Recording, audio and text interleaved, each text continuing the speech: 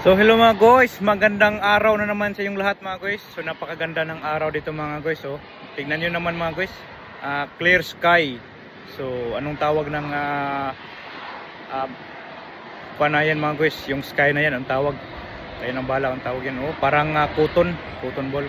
So ngayon mga guys, yung topic pala natin hindi about ng sky mga guys. So ang topic natin ngayon mga guys, about ballast mga guys. So anong ibig sabihin ng ballast mga guys? Ballast water mga guys. So sa bawat barko mga guys, may ballast water talaga mga guys. So i-explain ko sa inyo mga guys kung ano ang gamit ng ballast. So basic lang mga guys, kasi hindi naman natin alam yung ano talaga. Kasi ako, kung nalalaman ko, yun lang ang i-explain ko. So basic lang i-explain ko mga guys. So tara, ito yung ballast tank mga guys.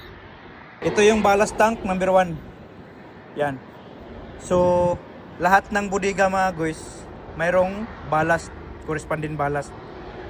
So yung 1, 2, 3 hanggang 7 mga guys, may ballast port and starboard mga guys, sa pabor, estribor. So yun mga guys, explain ko. Kung wala tayong karga mga guys, nagdidiskarga tayo, nagbabalas din yung mga opisyal sa CCR. Nilalagyan nila ng tubig mga guys, ballast water. So yun yung ballast water, nilalagyan nila. So kulang pa to mga guys, dapat deck level to or 1 step, depende sa mga official mga guys. So yun mga guys, basic lang na explanation mga guys, para sa may idea lang yung mga manonood natin mga guys. So share knowledge naman tayo mga guys, at least kahit kaunti lang yung explanation natin at saka hindi masyado pulido, at least may nalalaman kayo, may idea. Yun lang ang sa akin mga guys.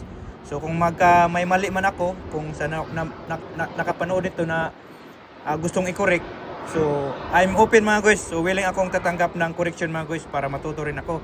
So yun lang mga guys, maraming salamat and God bless.